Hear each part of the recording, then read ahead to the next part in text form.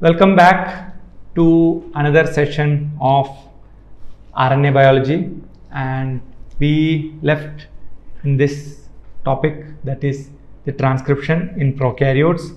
And transcription in any animal is the first step in the gene expression, and the gene expression, as I already told you, is a very loaded terminology, in the sense it can be influenced in multiple ways.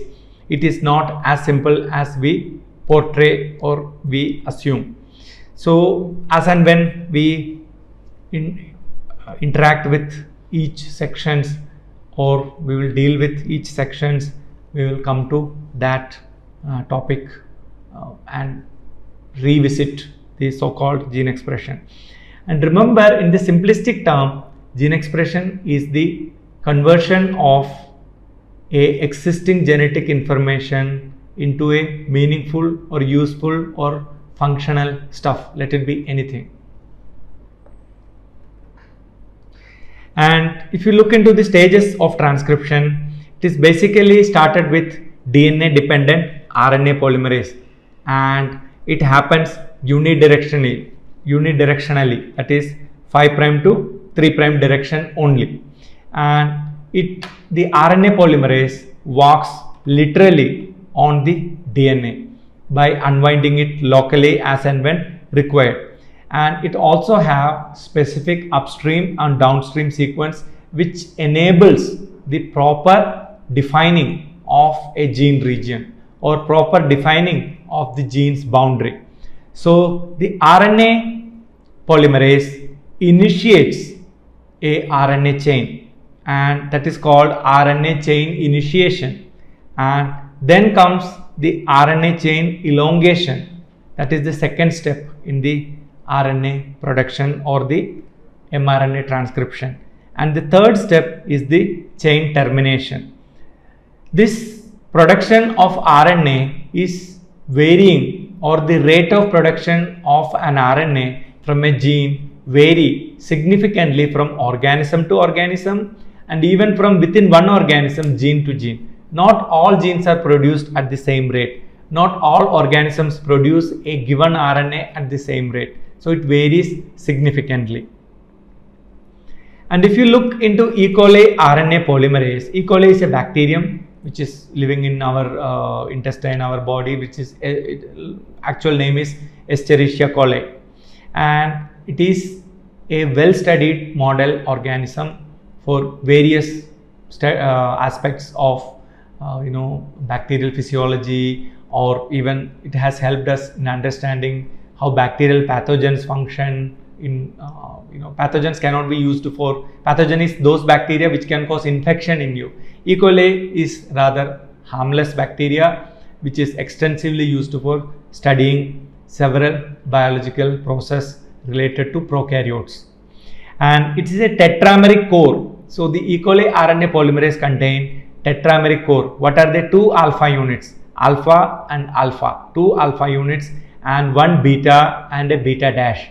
So these four protein subunits constitute the tetrameric core of the RNA polymerase in bacteria. And then if you want to have a holo enzyme, or rather a complete enzyme, this tetrameric core is the crucial part, but it is not the complete enzyme. Say for example, if someone asks you, how do you eat food? So you will say through the mouth. So the core part is the mouth. But mouth cannot exist unless you have a face, unless you have a body. Mouth cannot exist in the atmosphere, right? So the total human or total organism have a mouth attached onto their face. So a holo enzyme is a necessity for this tetrameric core to perform the actual task. So tetrameric core plus a new factor, that is sigma factor, forms the holo enzyme, or rather complete enzyme. So their molecular weight is roughly around 480,000 Dalton and can range up to 650 Dalton individual subunit, and each base pair is going up to 650 Daltons, whereas the total protein is around 480,000 Dalton. This is roughly a rough estimate for us to understand how big the protein is. And the molecular weight of proteins are usually referred in Daltons after the famous scientist Dalton. And the functions of individual subunits. What is the function of alpha subunit? It is the assembly of the tetrameric core. So it is an organizer of the enzyme. Beta, what it will do? Ribonucleoside triphosphate binding site. That means beta subunit of the RNA polymerase enables the ribonucleoside triphosphate binding. And beta dash, which is related to beta but not exactly beta. Remember, two alpha units we have which are identical. So the beta dash allows the DNA template binding region. The sigma factor allows the recognition of the region on the DNA where the transcription has to take place. Let us revisit once again. Alpha subunit allow assembly of the tetrameric core. That means all the two alpha, beta and beta dash should come together. Whereas the beta subunit allow the ribonucleoside triphosphate binding site, and beta dash, what it will do? The DNA template binding region. That means beta dash recognize, go and attach onto the template's DNA strand. And the sigma factor tells where is it. So we can call sigma factor as a supervisor.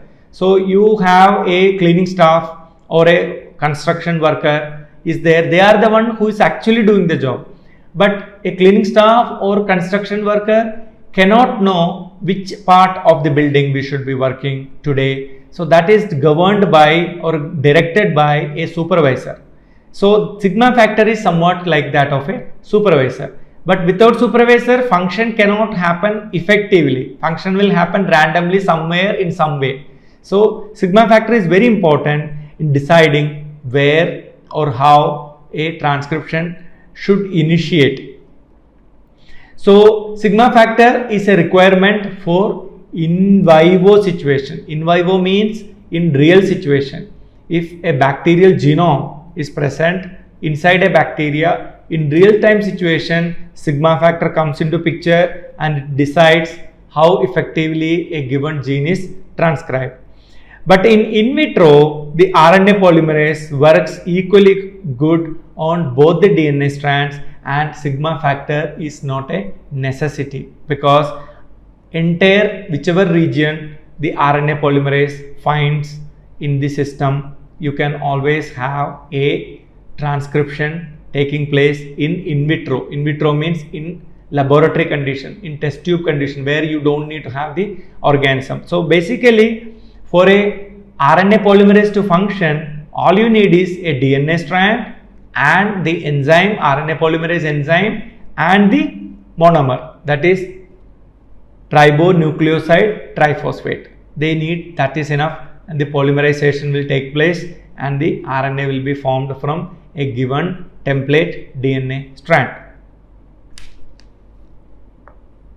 So the initiation of RNA chains, that is the binding of the RNA polymerase holoenzyme. Remember, tetrameric core plus sigma factor is the holoenzyme to a promoter region onto the DNA. And then you need to have localized unwinding of the two strands by RNA polymerase to provide a single stranded template to be accessed to make a copy of the template into a complementary strand which is in the RNA form. And then the formation of the phosphodiester bonds between the first few ribonucleotides on the nascent RNA chain that is growing up. So the initiation of RNA chain contains these three steps. So we saw transcription has three phases: initiation, elongation and termination. So the initiation has got binding, unwinding and phosphodiester backbone until few bases. A typical E. coli promoter, if you are looking, this slide may look little complicated, but don't worry, it can be dissected out quite easily. Let us see, there is an arrow given here, that is the transcription, and the directionality shows left to right for our convenience. So in a cell there is no left or no right or no top or no bottom. But for our convenience on a paper, we always give left to right as the transcription, just in the similar to the convention of you write on a paper.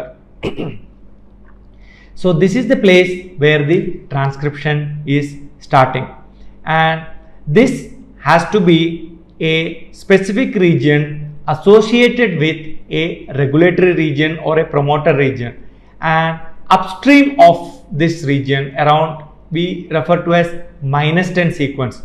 So the transcription initiation, the first base that is transcribed, we give a number +1, and the previous base, immediate left side base, we call it as -1. There is no 0. So unlike the graph, you always say +1, 0 and then -1. No, there is no 0 here because you are counting into a definitive base. So +1 or -1. So the start point is +1. Now you go backward, -1, -2, -3, -4, -5. Like that you go up to -10. You have a specific sequence that reads AT, AT, TA. So this is basically a -10 sequence, which is very important in the recognition of the DNA by the holoenzyme.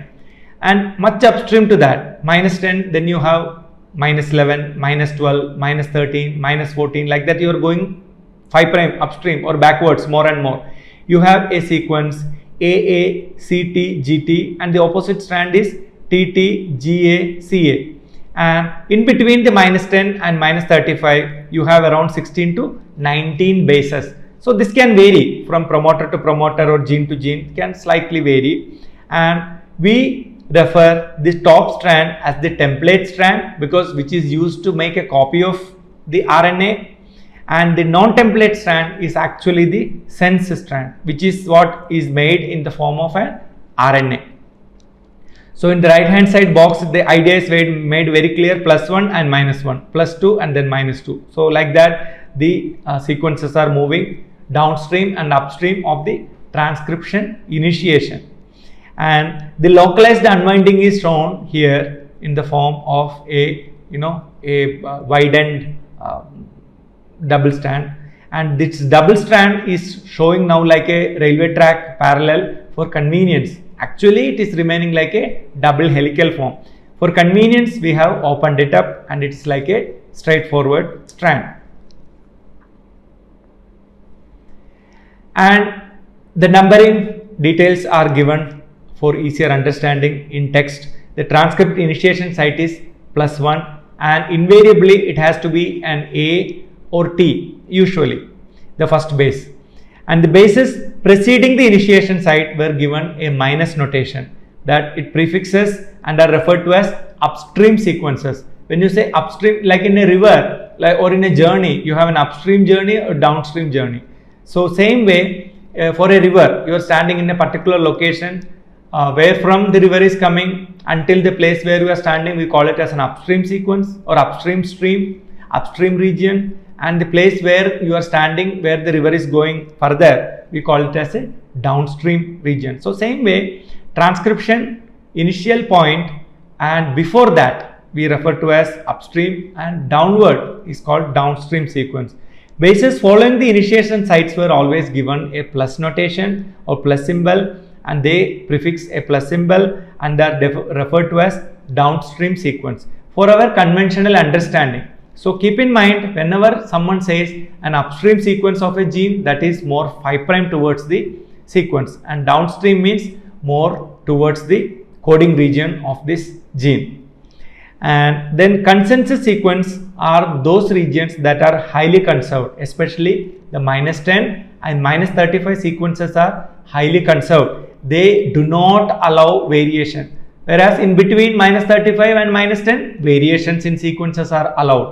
So -10 and -35 regions are conserved. -10, when you say, don't think that exactly the -10th base. When you say -35, don't think exactly the -35th base. That vicinity around 5-6 base, they usually remain conserved with a purpose, because those regions are helpful in recognizing the DNA template or the region where the gene is present by the holoenzyme. and the recognition sequence predominantly are by the sigma factor. Sigma factor is the one which decides where the transcription must initiate. Now, the step 2 of the transcription, that is elongation. RNA initiation, transcription initiation, and now elongation. Importantly, the sigma factor needs to be released. That means sigma factor's function was to identify the location of transcription, and now it has to be released, and then and unwinding activities to continue. Initially, unwinding of the DNA happened, the transcription bubble was created, and now the open region has to be closed. So there has to be a rewinding, and then downstream region you have to continue to unwind because you want to access the template strand. So this rewinding and unwinding will continue over and over throughout the transcription bubble when it is walking. So this transcription bubble literally walk on the DNA strand in 5' to 3' direction, and as a result you end up getting a growing RNA chain, and the RNA polymerase binds both DNA template and growing RNA chain. So RNA polymerase has to make sure that the growing RNA should not fall off from this complex. If it fall off, it is a truncated RNA.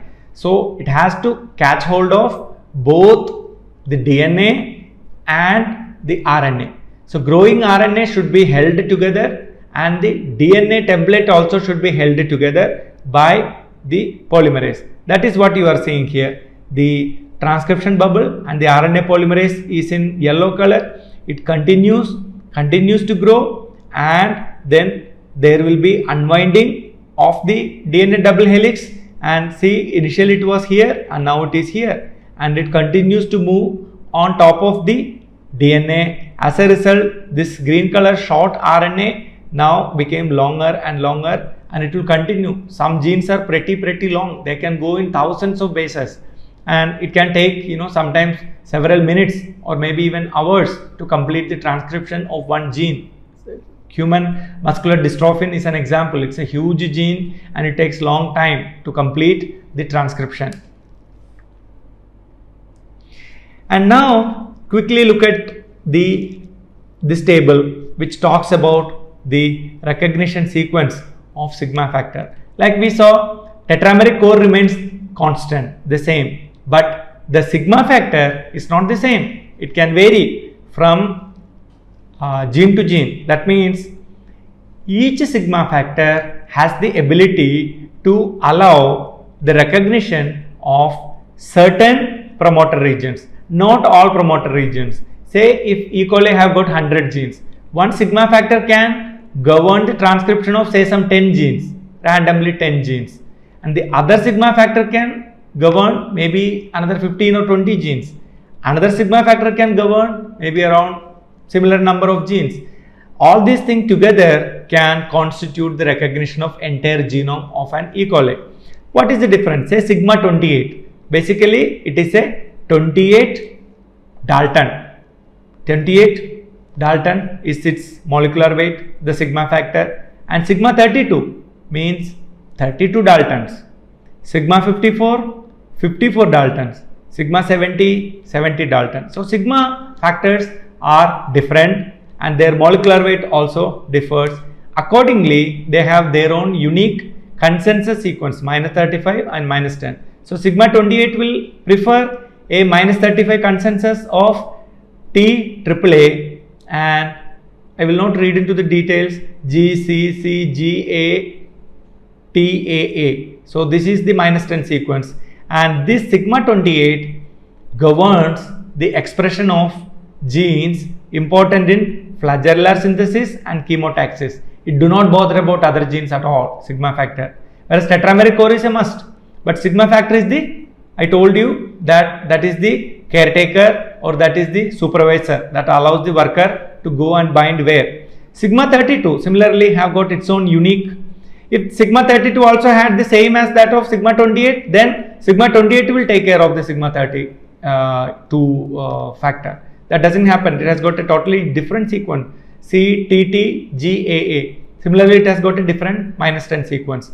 And they are important in heat shock genes. That means if bacteria undergoes a high temperature region, some proteins has to be protected, some proteins has to be produced in order to protect the bacterial cell. So they are called heat shock genes. And another sigma 54 meant for nitrogen metabolism genes. Sigma 70 meant for housekeeping genes. Like that, each sigma unit decides what sets of genes are produced, whereas once it is initiated, the tetrameric core remains the same in all the RNA polymerases. Now, we are talking about the termination signals in E. coli.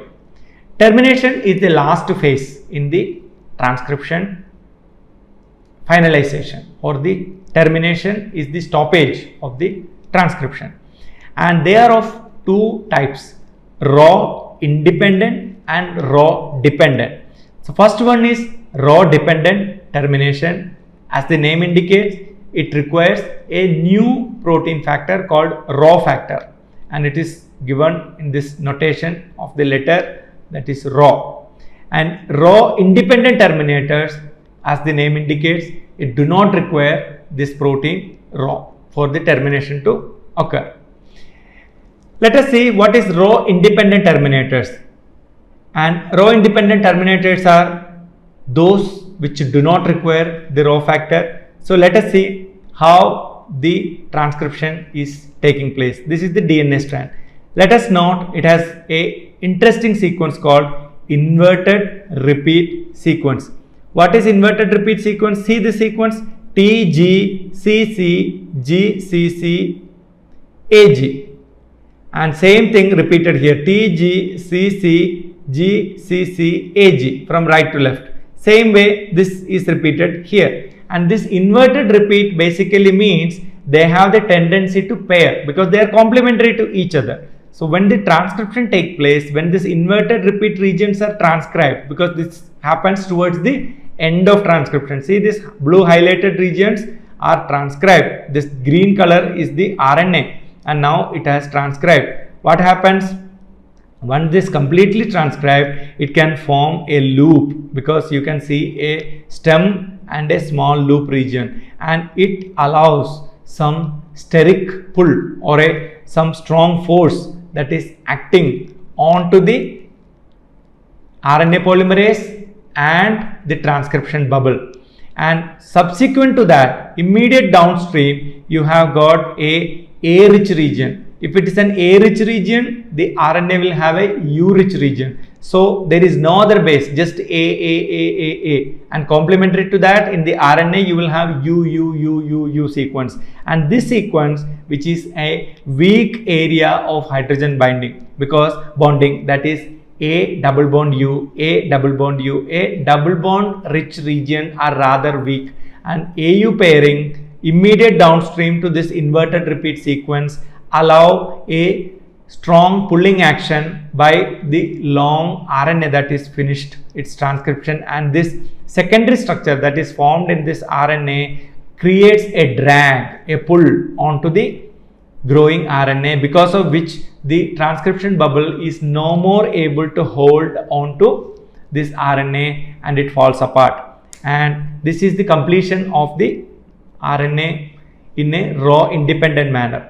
So RNA transcription stops when the newly synthesized RNA molecule forms a GC rich hairpin loop, as you can see here, and followed by a stretch of run of A's, and this creates a mechanical stress and pulls the poly U transcript, because poly U copied from the poly A in the DNA.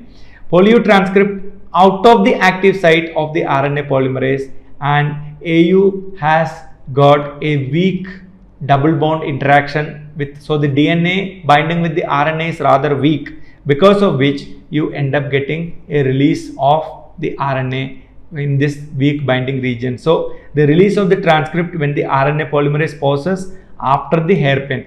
After the hairpin, the RNA polymerase pauses, and this mechanical stress creates the release of the RNA transcript. So this terminates the RNA transcription.